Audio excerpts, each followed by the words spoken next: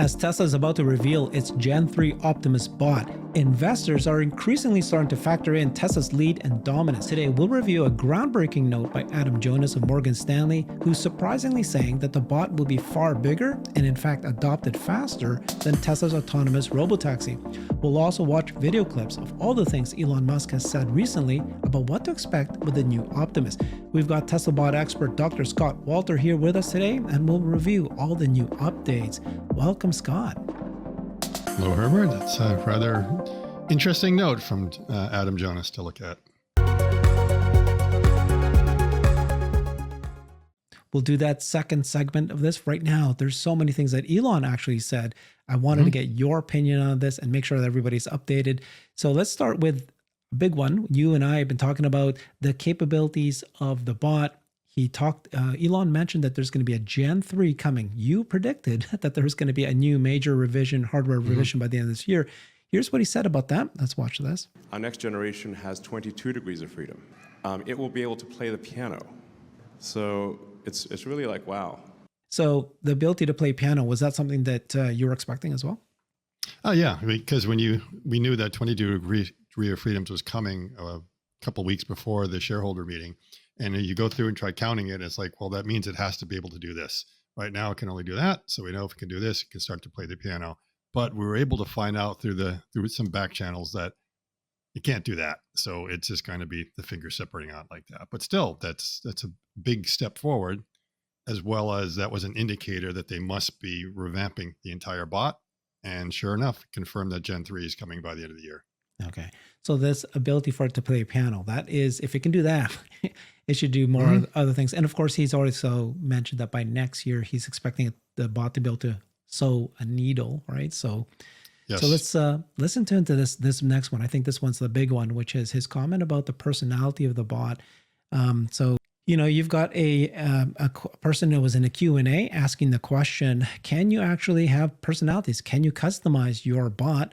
And we know now that the head, and you've mentioned this, only has the cameras today in today's cameras, but we've also seen OpenAI and Figure having a demo where they can actually now talk to the bot. But we have Grok, and we're expecting Grok from XAI. Yeah, you'll be able to customize the personality, customize the voice, and really kind of the robot will kind of get to know you as well and know your preferences. You won't even have to say things because it'll just kind of understand you.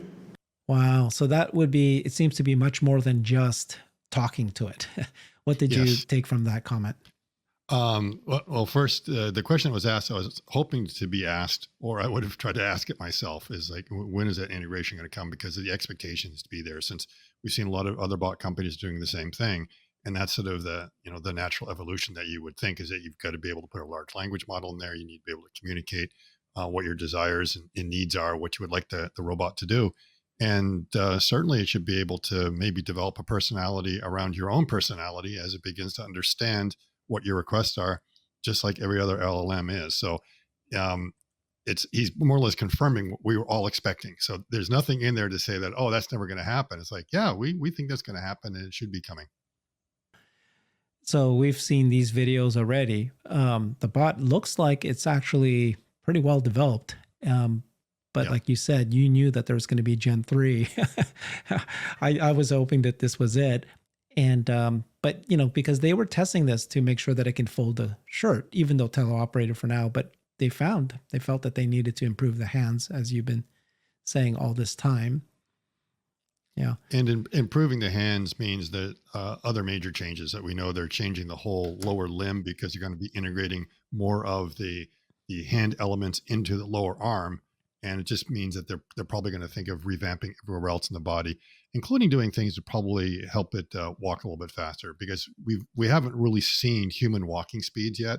And that would be the next thing to do. And that's going to be part of the evolution of developing the next version.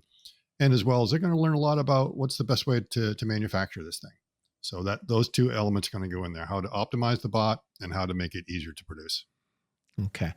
So let's talk about what Elon said about how big of an opportunity this is.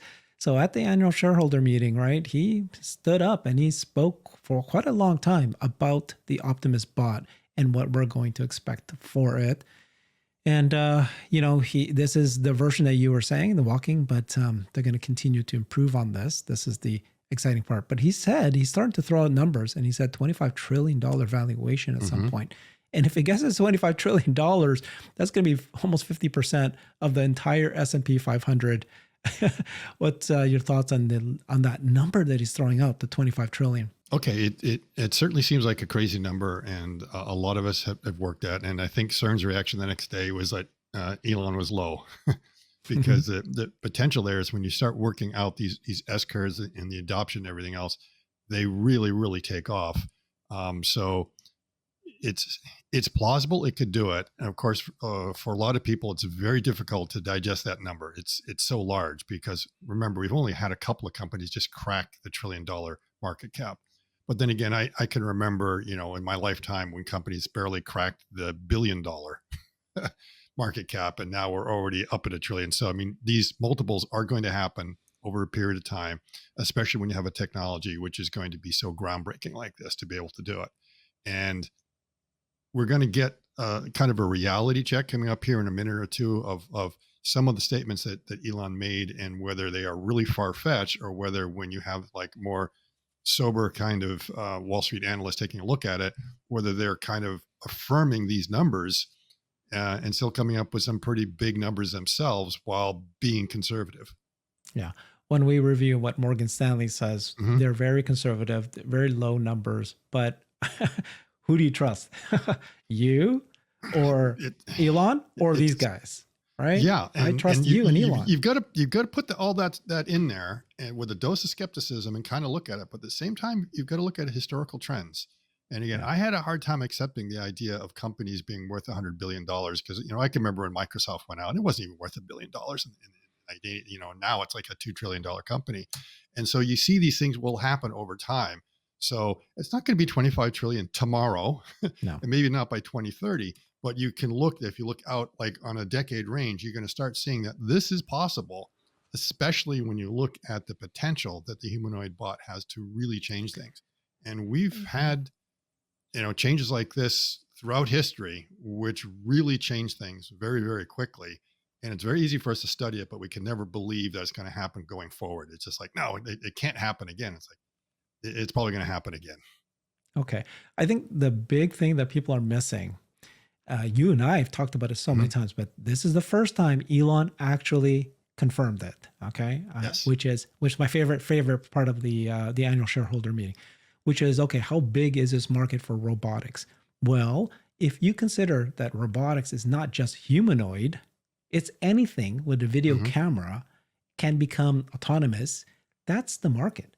And so what he's talking about now is, let me show you Optimus, which is the C-3PO in Star Wars. But actually, we'll also make R2-D2s, which are like different form factors. So now you realize when he's saying that there's 2 bots per person, he's not saying necessarily all humanoids. It's going to be all sorts of form factors. And so I'm going to have a Roomba, but it's going to be smart. I'm going to have, an outdoor bot that's going to mow my lawn. Now all of a sudden I got 3 bots, right? Just that alone. So let's listen to this. This is my favorite. C-3PO plus R2-D2 plus, plus. It would be pretty awesome. I think everyone in the world is going to want one. I think everybody in the world is going to want one. Yeah. Yep. Absolutely. And so everyone will have like a menagerie of different kinds of bots. And like I say, you probably have something like that's a humanoid, and other form factors, probably like a robot dog for sure, because we're already seeing a lot of them out there and they're popular with a lot of people and they have utility. And then you can imagine, probably some kind of drone bot as well that should be able to fly around. I mean, you could just, even Pixar, I don't think has the imagination right now of what potentially could come up with these different kind of form factors that you'd be able to see. So it's definitely coming. Yeah. Yeah. Especially if they're not just utility, like a vacuum cleaner. That's it. No, this is like something that will know you, will understand, have a personality. So it's like you said, the dog, I would have it's like a pet. It would really know me. I can communicate with it. It'll make me laugh. I can play games with it. It can play games with me, but it can also get me a beer if I wanted to, whatever. Right? It's like, this is. And then, totally the robot lawnmower that will know exactly when it's time to cut the grass, which areas to kind of avoid because you're reseeding or something like that. Is going to come back in the report of where the weeds are a bit problematic, and then tell the robot fertilizer to go out there and take care of it. Also integrate with a sprinkler system to make sure you're getting a little bit more over here, a little bit more over there. It's going to be something else that these things will be very clever. And of course, they'll know where to avoid the sprinklers, because I don't know how many I have to replace every year, because you can't remember everyone's yard, right? But your robot vacuum cleaner or your robot lawnmower will, and it'll be everything else will be autonomous. I mean, your toaster is going to start talking back to you. I That's don't for want it to sure. talk to me. I don't. Shut up. Yeah, it probably will. So things and like again, there's going to be so many things that are mobile. I mean, it could be possible that your chair will be actuated in such a way, and that when you get ready to sit down, it's just going to race right over and get right underneath you and know exactly what to do and set up your cup. I mean, Yeah. you could just Anything's imagine all possible. kinds of crazy things Yeah. of what the next couple Yeah. decades are going to be able to bring when you start to embody the AI in a lot of things and start having a lot more actuation. But we're getting a little bit ahead of ourselves on some of these things and how crazy appliances are going to be in Yeah. the house. The thing that's going to be extreme utility is this humanoid bot, which will be both a butler and a companion, as well as the ability to work in factories, do all kinds of production. It's going to change the economy radically. And the thing is, I don't think anyone can really understand what that change is going to look like. All right. So here's, we're talking about the future. Here's Elon explaining that it's going to have, a tremendous amount of skill capabilities, right? The human can play piano. It'll have a personality. You'll have different form factors like an R2D2, for example. Let's come back and let's listen to what he said. Now, this is the new information he did say at the shareholder meeting. But I think like next year, my prediction is next year we'll have over 1,000, maybe a few thousand Optimus robots working at Tesla. I've been saying for the last couple of weeks that he said 1,000 to 2,000. I just realized he said a few thousand. Whoa. And he talked about working at Tesla. So that means, not just that they will have produced 1,000 and they're doing training and stuff like that. It means like they're actually working. So minimum 1,000, a few, well, that's sometimes 2 or 3, I believe. That's a substantial number. And remember, if they are working at Tesla, you have to multiply that by 2.5. So that means if there's 1,000 bots there, it's the equivalent of maybe 2.5 workers, assuming it's working at the same rate, and it's not like you need 2 bots to do the task of one human. So that could be substantial, and that will hit the margins in an incredible way. I mean, no doubt about it. That's where it's going to be making the money. Without selling it, what you're going to see is that the profitability of Tesla is going to suddenly go up quite a bit. And when something like that happens, that's the lever that kind of makes the valuation suddenly jump really crazily. Scott, I've been asking this question to as many people as possible the last several days, which is what's going to make this stock jump first, right? Is it going to be the Robotaxi? Is it going to be the bots? Or is it going to be the new affordable models? And my position on this was that I've been saying to folks that I think the bots will actually happen first. I'm rethinking it, but the reason I was thinking was that autonomous cars, robotaxi, would need to have, the first commercialization of the pilot in a particular city, and I think it won't happen until next year. But when he starts talking about finalizing a third major hardware revision by the end of this year, and then having 1,000 or even a few thousand by next year, I'm imagining that maybe 6 months, by next year, 6 months. So which comes first? But imagine if you say 500 bots, 200 bots, that could already be enough. But some people are saying, no, you need to sell it. And unless you sell it, then people won't be able to know how much and what the price is. Well, remember, stock prices are really looking forward. So it's going to come down to when people really believe in one of these different strategies. So if they unveil a more affordable car, then people say, oh, okay, that's going to help them a little bit. But, it's an automotive company, so it gets a little bit of a bump, but not a really big valuation. Depending upon what we see 8.8, a lot of people might say, okay, it's kind of time to go, and then this is really going to happen, but they'll agree it's still a little way out. But if you see enough that convince you that autonomous is coming, that will help it go. But there'll be something that if Tesla suddenly shows a bunch of Optimus bots doing a variety of different tasks in the factory, the moment that hits is the next day it hockey sticks up. Then everyone realizes that, wow, this is really coming here. And because it doesn't take a whole lot to say that, oh, they can probably start selling these pretty soon. First, again, what I'm saying is, like, if it's doing that, that means the margins are just going to get crazy. So either they're going to have really high margins or they're going to drop the prices so they can sell like volumes and volumes. But either way, it's going to be impressive. But then you're going to realize that, hey, there's going to be a market. I want one of those things. That's what someone's going to say. And looks like I could actually buy one of those. That is definitely going to have a big impact on the stock. I agree with you when that day comes. All right, let's review what Morgan Stanley says. But I don't want to sound repetitive, but you and I have been doing many robot shows for over a year and a half now, and we've been saying that the bots are here sooner than people realize, are much more capable than realize, and we're showing that's happening. And then we've been saying that we think the bots could happen sooner than autonomous taxi. And a lot of people are like, no, robotaxi bots are way down the line. You are saying, and now you got Morgan Stanley saying something similar. So here's Morgan Stanley just dropped this note saying, humanoids, right? Optimus Prime. AI is driving transformational change in robotics. We believe that humanoids' opportunity is far bigger and faster adopting than autonomous cars. And we'll see a greater quantum of capital behind it. Tesla's at the epicenter of this theme. Investors may need to add new tabs to their Excel models. So just right there, that's the two major points that they're making that I think is pretty big. So first is they think that bots is going to come faster than autonomous cars, again. And two, people, other investors, institutional investors, you better start adding this into your spreadsheet or else. And if you take a look at what is it now, June, remember how in January, you and I were like every week, we were doing breaking news on bots. Look at how many humanoid bot companies there are now. And they're all very, they're all very, what's the word? They're convincing, compelling. They actually have real bots. And I know some of them are still prototypes, so we can't get carried away. But you can see that these are real companies that we've been interviewing many of these CEOs, and there's many of them. Right? This list is just growing, and many more in China that we've been researching as well.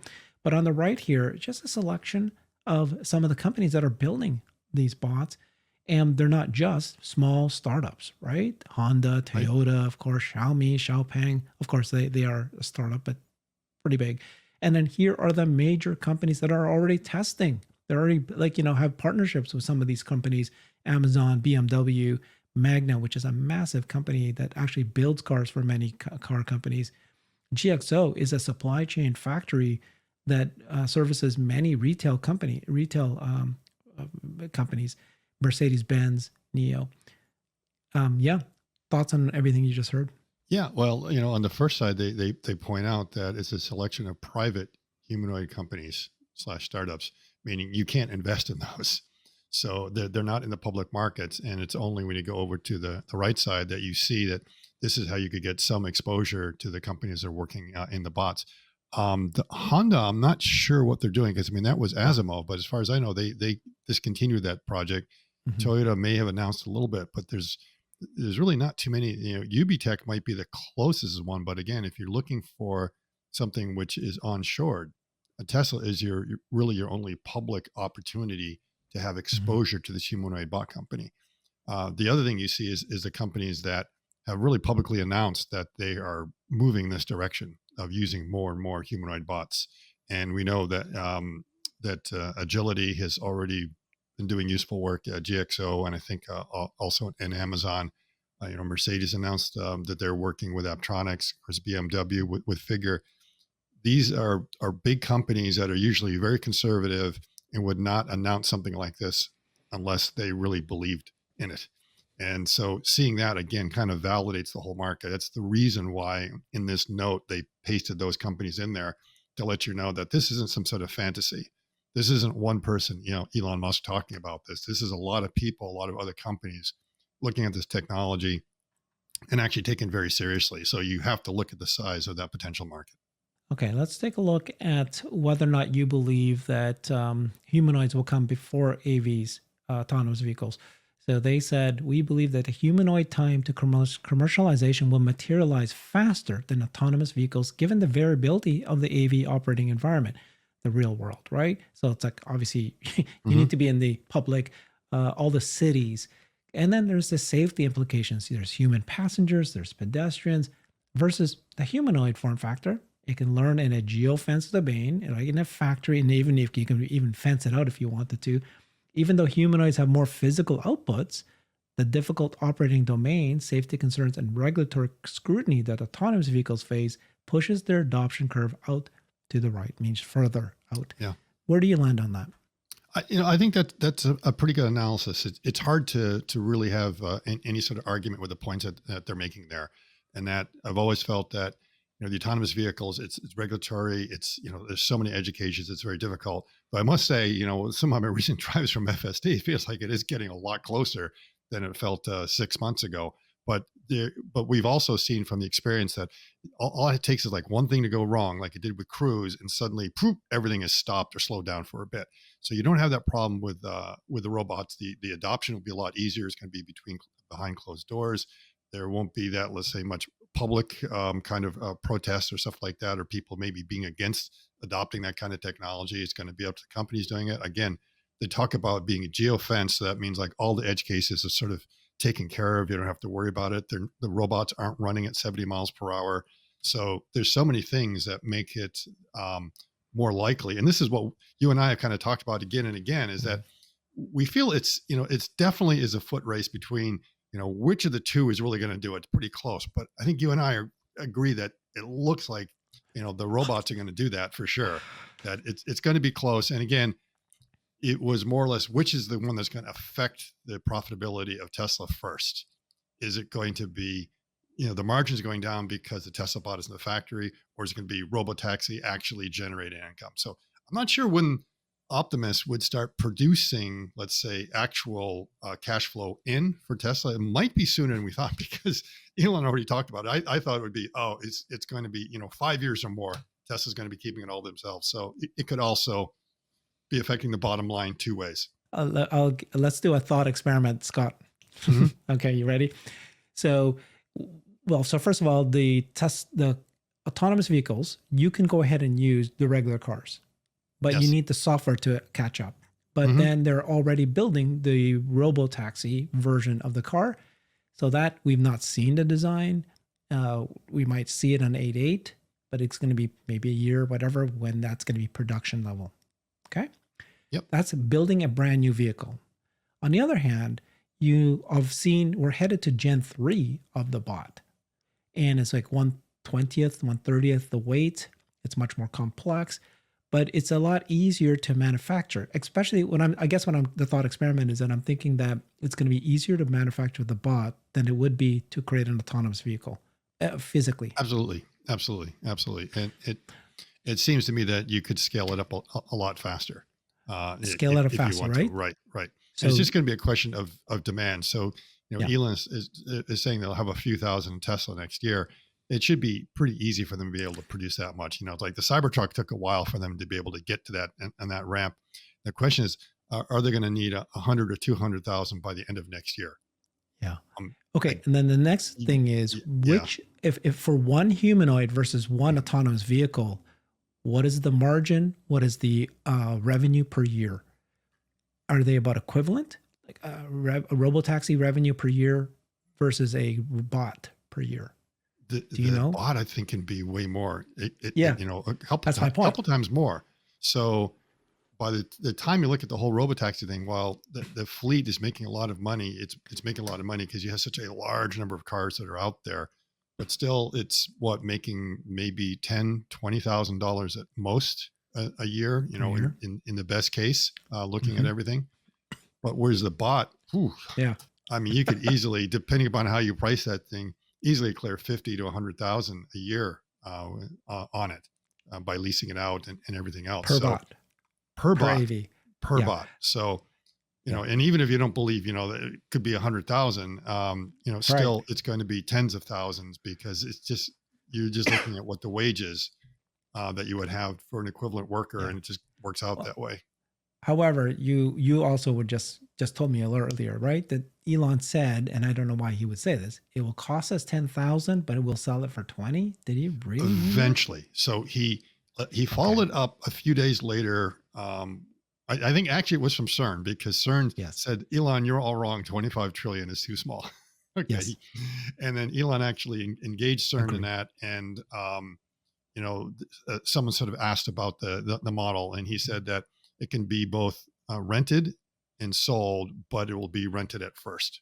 Mhm. So that's my feeling, is that as a Tesla investor, I would be rather upset if they were just giving away the bots for 20,000, because the value is way, way, way more. So you'd expect that it makes more sense to do it as a leasing model, where it's going to have to be sort of commensurate with whatever the going rates are. You want to be a little bit more competitive, of course, but at the same time, you shouldn't be leaving all this money on the table, because even if you lease it to me for a small amount of money, I might turn around and lease it to my friend down the road, and then make up the difference there. So how derivatives markets work is everyone's always looking for that little bit of advantage.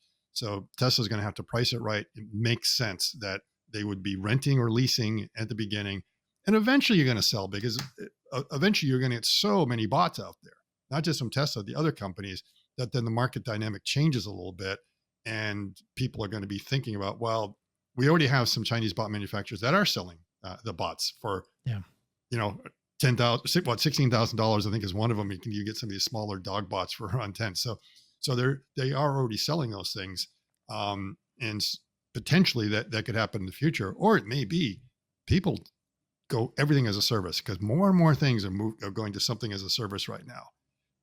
The most might say, I don't care. I want the latest model bot in my house, and I'm just going to lease it. And when this thing kind of wears out, or it's time to have some service, they're going to send me the latest version. So, right. Exactly. Oh my God, you're absolutely correct. It's like the phone, right? Eventually you'll want to own it, but sometimes eventually you just want to just flip to maybe the new not one every 2 years. Yeah. So let's keep looking at the Morgan Stanley report. So this is their summary. First of all, 1 billion humanoid robots by 2040s. Tesla CEO Elon Musk has been increasingly focused on Optimus in recent months, per his comments. Tesla first unveiled its humanoid robot Optimus on September 30th, 2022. The bipedal robot included 28 actuators in 2 categories: the rotary actuators and the linear actuators, more like the muscles. 12 actuators for 2 hands. Many more details have been kept internally at the company. In January of this year, Elon said he expects over 1 billion humanoid robots in operation by 2040. At Tesla's June 13th annual shareholder meeting, he said to expect to have at least 1,000 working at the Tesla next year, and that things are going to scale up very rapidly from there. In the same meeting, he said he expressed his confidence that humanoid robots will eventually outnumber human beings and probably be 20 billion or more. So again, just very massive numbers like that. So this is what Adam Jonas thinks, though. He thinks that the humanoid robot addressable market is $30 trillion. In our US TAM model, we forecast a humanoid population of 8 million units by 2040. So that seems very low. 63 million units by 2050. What were your thoughts about these numbers that he threw out here? Okay, so obviously they're orders of magnitude different than what Elon has been talking about. And yeah. 8 million versus 8 million seems really small cumulative, and that's not just Tesla. That sounds like the whole worldwide market that they're looking at.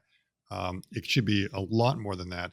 If you might remember a few months ago, someone shared like a number showing the number of humanoid bots by 2030, which was already up around 1 billion. And Elon said, well, it's not that high, but kind of close. And then again, I said, if you scale that back, you get down there. So I easily see a path that before by around 2030, you've got at least 1 million humanoid bots cumulative in the world, at least. And it could be higher than that. And now you're talking about going from 1 million in 2030 and only scaling up by a factor 8 by 2040. So I think they've run the numbers probably the same way that CERN did and just say, they're just so crazy that none of our clients or anyone is going to take us serious. Yeah. So they've done what a lot of other people, Chris Camello, he said the same thing. He ran the numbers and he divided by 10 and it was still nutty and he divided by 10 and he kept on knocking it down because he knew if he came up with it, actually told his friends what the real numbers were, they would laugh at him. So everyone is going through the same exercise, and what they've had to do is like par it back to what you can see has already a significant impact on the market. And if I remember, CERN's numbers were that even with Tesla only having like 1.5 million bots out there, it added what company. Was it at least $1 trillion to the market cap of Tesla? I mean, it was just that small a number. So again, Adam Jonas is doing that and say, well, instead of 1.8, what if it's like 8 or something like that? How much does that add to it? And I'm not sure what it was, but they definitely said it adds a couple of trillion to the market cap alone. So they're again seeing that the humanoid bot opportunity is huge. And is it going to just be this slow linear kind of thing, or is it just going to go up like that? And this is where, a lot of the discussion is there. I think it's a healthy debate. I think their numbers are low, and probably privately they will agree they're low, but publicly, I'm sure they're going to stand by them. I love it. Yeah, great analysis, great commentary there, Scott. Appreciate that. I agree with you. Just got to remember, this is what Tesla is made for: automating manufacturing at scale. And they've got all these factories, and they can already make many parts that go into the car. They make, and they are bot-like parts. So making this bot is, I don't want to say trivial, but once they lock down the design, it's going to be trivial. Yeah. At some exactly. point. Exactly. So let's take a look at this image that Morgan Stanley included in their report. Yep. And they think that except for the software, the bill of material is 50 to 60,000 per unit, which is what? I mean, that's what it is today. That's what it is today, because they only have, 10 to 20 of them.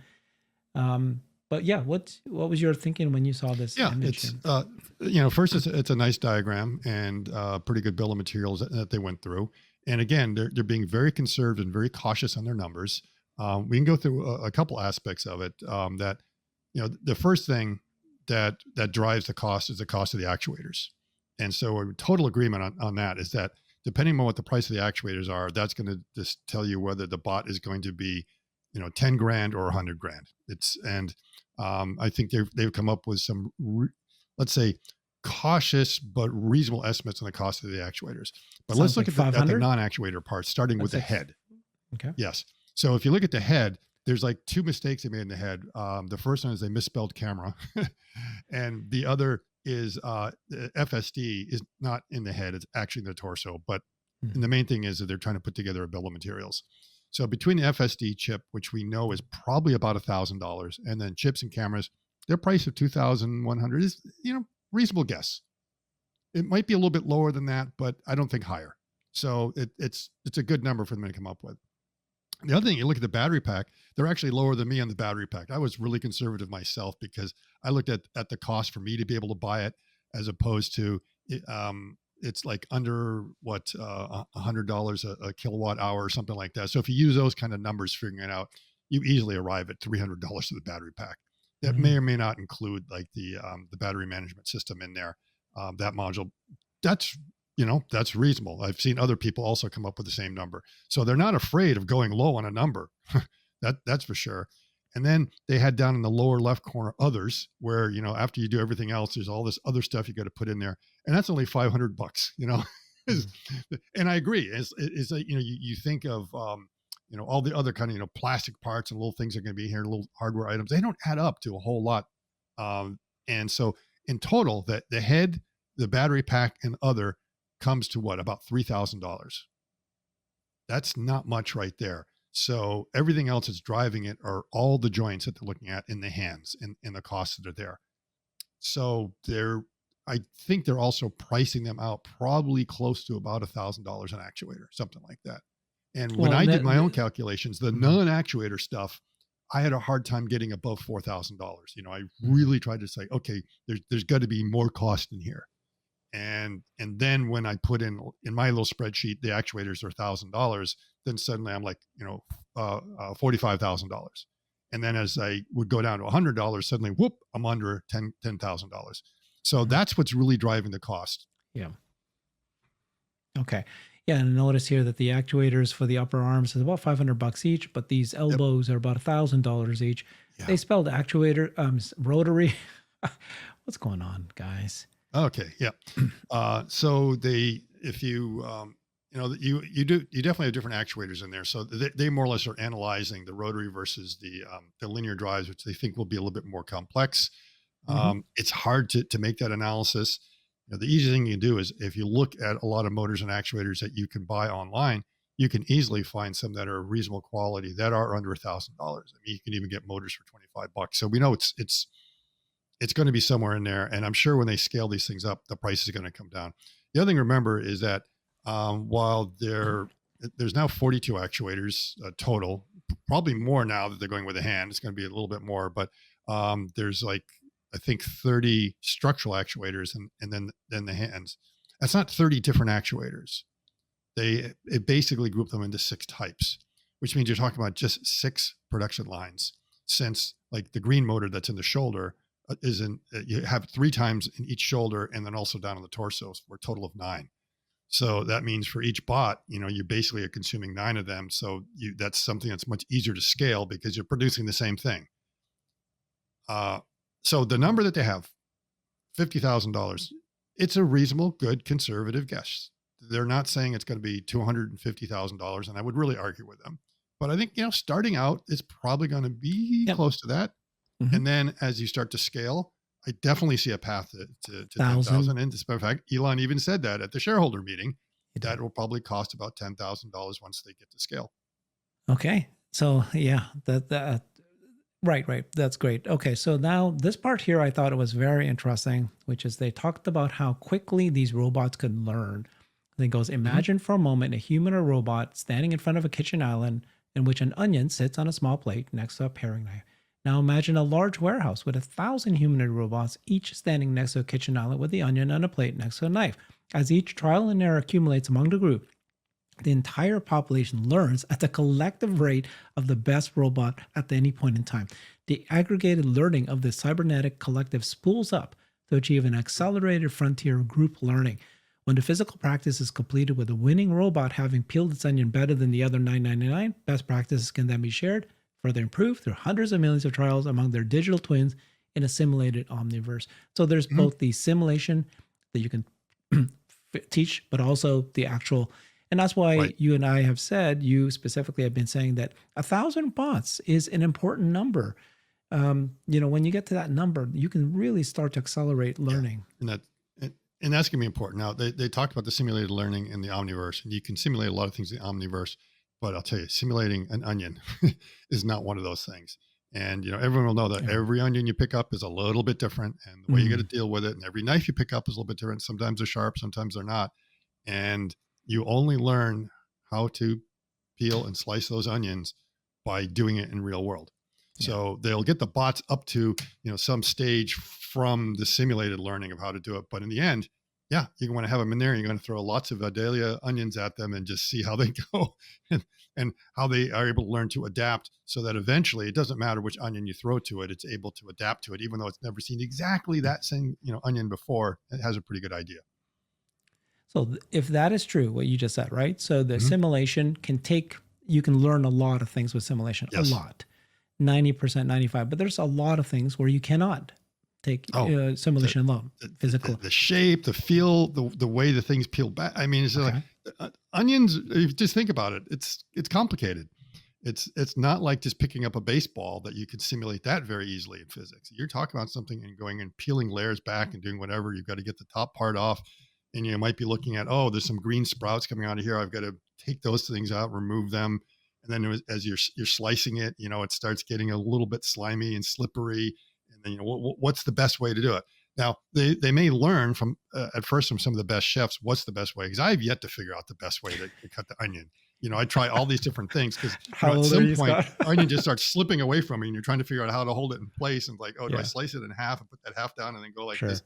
I'm sure there's a correct way of doing it. And once you learn that, you'll be able to do it right. So they shouldn't study me. That's for sure. Right. For me, the best way to dice an onion is just put it in a dicer and just boom, boom, boom, boom, boom. And that's it. Problem solved. No tears, nothing. So yeah, well, my point though, right, is what you've been saying. So for those kind of tasks, you need thousands and thousands and thousands, not only for that task, but there's many, unlimited number of tasks. Now let's do green peppers. Right. So then it becomes the company that has the most bots. Yeah. Right. 1,000 bots. Now the first one to get to 100,000 bots, but the competitors, they're only getting 10,000 bots, but you have 100,000. You will be able to learn faster, more of these skills better. And then it's whoever can make the most number of bots. Yes. So it's probably going to come down to that on certain tasks, you might want to have the order of close to 1,000 bots that are really dedicated on one particular task. And think about it, that's a lot of capital right there that's sitting there doing the training. And if those are costing you $100,000 a piece versus $10,000 a piece, that's a huge difference. So both on the cost side, can you scale them up? And right. The training side. Right. Okay. So if you can get to 100,000 bots, even if you're not really using them in the factory yet, but now, like you say, we have these warehouses full of these things working on dedicated tasks day and night, stuff like that. The company that can do it for a reasonable price and also can do it really quickly is going to be in a very winning position. And so we talked about earlier that, by the end of this year, they're going to have scaled the Cybertruck up to 60,000 or so, something like that. The Cybertruck is very complicated. There's a lot that kind of goes on there. They'll be able to do an annual ramp rate. At that point, by the end of the year, they might be close to 100,000 as their actual ramp rate, but I think they'll probably be close to 60. It's going to be a lot easier to ramp the Tesla bot. Much, much, much easier, slower footprint. Even if you assume so that means 60,000. Yeah. So if you can make 60,000 Cybertrucks, how many bots can you make? Then this is the first year, right? If they're already talking about a couple of thousand next year, they're going to be working in the factory. That must mean that they're really turning the crank slowly in that thing, or they've got, just something but if you're really designing it to go, it seems like they could create a large number, tens of thousands of bots end of next year for just training purposes. I mean, if they've looked at it, it's like, we've got to have, like what they just point out there, a warehouse full of these bots. That might be where the use case is. Otherwise, I'm not sure what they do with 100,000 bots next year, if they can produce 100,000 bots, if they're not ready to be sold. If they don't have the training there, it's like, we've got a warehouse full of bots, but they can't do anything useful. They only can work in our factory. Let's assume you have 2,000 bots next year at their factories. Assuming that within 1 year, that's enough time for them to make more changes, realize it's ready for sale, assume it goes for sale the following year. If they can make 60,000 Cybertrucks in 1 year of ramp, how many bots can they make in the first year? They easily get hundreds of thousands when they decide to turn that. Give me a number. Switch, it just goes. It just goes. I mean, easily. And then once you get that going, it's probably pretty easy to more than double that every year after that. I mean, you could even imagine very closely to a factor of 10 each year after that. But it just means that you don't produce them for the fun of producing them. You have to be able to find use cases for them. You have to be able to absorb that. And so if they wanted to produce 1 million next year, they could, but it might be that they don't have any place to put them. Training. And so you've got to scale with what the market need is. And of course, what will happen is that demand may start to kind of take off as people become more believers in this stuff and they begin to see that it works and that they find that they have those use cases. Okay. Thank you so much, Scott. That was great. I got your opinions on everything that Elon has said, which is quite a bit. There's a lot here that he shared that we did not know previously. I still think the big ones are that R2D2s. He's going to make, we've seen Tesla Tesla bot engineers say in the past, bot animals and other bot animals, they refer to it, which is other bot form factors. But now we finally got confirmation. It's not just humanoids. They're thinking about R2D2s at some point in the future. I'm not saying it's happening now. And then he talked about personality, right? This ability to truly learn. Again, we don't know how far in the future he's talking about it, but, and then the ability to play piano. So you put these things together. Again, could be far in the future. So we'll have to temper down our expectations, but it's still fun. It's a future. I'm pretty sure we'll all live long enough to be able to see that, see those numbers, and that it'll become clear in the next year that it really is ramping up and moving in that direction. All right. Thank you very much, Scott. Appreciate your expertise and your time to share with us. Follow Scott on X at Going Ballistic 5. There he is. Yeah. Thanks, everybody. Bye-bye. Okay. Thank you. Bye, Herbert. I've created a website that is the most comprehensive resource for the Tesla investor. Please check it out. Simply go to my website at herbertong.com.